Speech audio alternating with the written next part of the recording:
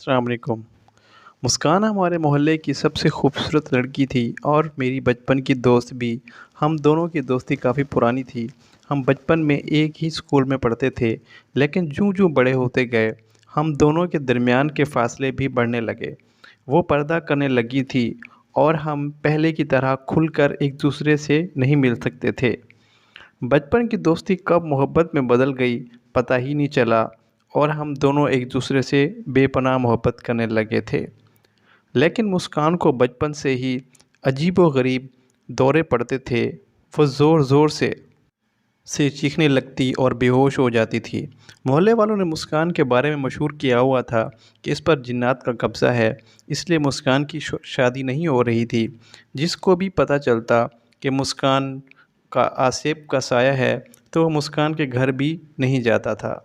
मुस्कान के वालिदैन ने इसे बहुत सारे डॉक्टर और आमलों को दिखाया, लेकिन इसके दौरे ठीक ना हो सके और कम से कम हर महीने एक आध बार दौरा पड़ता रहता था।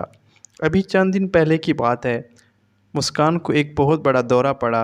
इसके वालिदैन परेशान हो गए और इसे डॉक्टरों और अमलों के पास ले गए। फिर बड़ी मुश्किल से मुस्कान की हालत संभली। मुस्कान के वालिदैन अक्सर परेशान रहते, अगर इसकी ये हालत बरकरार रही तो कोई इससे शादी नहीं करेगा। मेरी मुस्कान के लिए मोहब्बत में कोई कमी नहीं आई। मैं हमेशा की तरह इसको बहुत चाहता था और हमेशा भी कभी-कभार गलियों में छुप-छुप कर मिलते थे, या अगर कभी मिलने का मौका ना मिलता तो हम एक दूसरे को छतों पर ख़त लिखकर राब्ते में रहते। जिस तरह मैं मुस्कान से मोहब्बत करता था, बिल्कुल वैसे ही वो भी मुझसे बेपनाह मोहब्बत करती थी। मैं जल्द ही मुस्कान के रिश्ते के लिए अपने वालिदैन को इसके घर भेजने वाला था, लेकिन मोहब्बत में रिश्ता भेजने से पहले कुछ और लोग मुस्कान का रिश्ता लेने चले गए। वो लोग मुस्कान के जन्नत और आसिफ वाली बात से लाइल्म थे और मुस्कान के वालिद इन खुश थे कि कम से कम बेटी का रिश्ता हो रहा है। उन्होंने वहाँ फ़ौरन हाँ कर दी और मुस्कान के वालिदैन ने भी ये मुस्कान के आसिफ वाली बातों लड़कों वालों से छुपाए रखी और मैं और मुस्कान परेशान हो गए कि अब क्या होगा। मैं मुस्कान को खोना नहीं चाहता था, लेकिन मुस्कान के वालिदैन ने जल्दी शादी का फ़ैसला किया और कुछ ही दिन में शादी तय पा गई। मुस्कान की शादी के दिन करीब आते जा रहे थे। मेरी हालत ख़राब होती चली जा रही थी। मुस्कान के घर में शादी की तैयारियां हो रही थी और मैं गली के बाहर खड़े होकर मुस्कान को देखता रहता, और फिर वो दिन भी आ गया जब मुस्कान का निकाह था। मेरी हालत ख़राब थी। मुस्कान की शादी का कार्ड मुझे भी मिला था और मैं इसका निकाह अटेंड करने चला गया। मुस्कान मुझे अपने निकाह में देखकर नाराज़ होते हुए बोली कि तुम्हें तो आज मेरा दूल्हा बनना था और तुम यहाँ टेंट लगवा रहे हो, कमीने।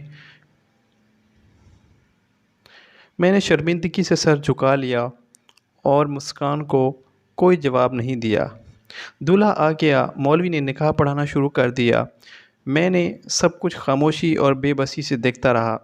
निकाह शुरू होने से 2 मिनट पहले मुस्कान को जिन्नात का शदीद दौरा पड़ा और इसने चीखना चिल्लाना शुरू कर दिया और चीज़ें उठा कर इधर उधर फेंकने लगी। सब लोग हैरानगी से मुस्कान को देखते रहते। फिर मुस्कान ने मौलवी का गिरबान पकड़ा और भी कई लोगों को मारने लगी। कुछ लोग वहाँ से भाग गए। मौलवी भी जल्दी जल्दी भाग गया। मुस्कान ज़ोर ज़ोर से चीखती चिल्लाती रही। लड़के वालों को जब पता चला कि मुस्कान पर आसिफ का साया है और उसे अक्सर ही दौरे पड़ते रहते हैं, तो वह फ़ौरन वहाँ से भाग गए। अब घर में सिर्फ मुस्कान और उसकी फैमिली खड़ी थी। मैं भी खामोशी से खड़ा सब कुछ देख रहा था। मुस्कान के वालिदैन परेशानी से सर पकड़ कर बैठ गए। अब मुस्कान की सच्चाई सबको पता चल चुकी थी। अब तो कभी इससे कोई शादी नहीं करेगा। इसी वक्त मैं आगे बढ़ा और मुस्कान के वालिदैन के पास चला गया और इनको हौसला देते हुए बोला, आप फ़िक्र ना करें, मैं मुस्कान से शादी करने के लिए तैयार हूँ। मेरी बात पर मुस्कान के वालिदैन खुश होकर मुझे दुआएं देने लगे। इसी वक्त मौलवी को फिर से बुलाया गया और इसने हम दोनों का निकाह पढ़ाया और मुस्कान मेरी बीवी बन गई। अगर आप सबको ये स्टोरी अच्छी लगी हो तो चैनल को सब्सक्राइब कर दें। बहुत शुक्रिया।